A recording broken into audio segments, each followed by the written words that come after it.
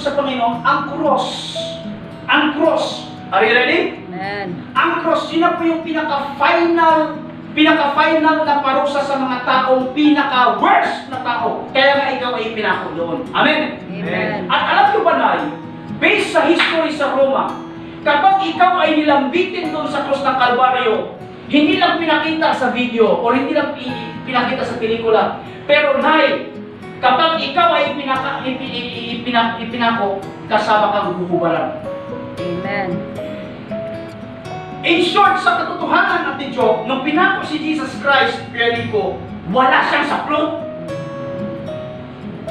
Ibig sabihin, mga minamahal, are you with me? Amen. So, ibig sabihin, nung pinako si Jesus Christ, kita lahat. Pati ang kanyang, alam mo na kung ano. Ibig sabihin, nandun yung kanyang kahubaran. Okay? Amen? Amen. Dahil hubad siya, nandun ang kahihiyan. Pero alam niyo ba, mga minamahal ko kapatid, yung kahubaran at kahihiyan, dapat ikaw yun. Dapat ako yun. Dapat si pastor yun. Dapat ikaw yun, Nay. Dapat ikaw yung makita doon, makita yung kahubaran at kahihiyan mo.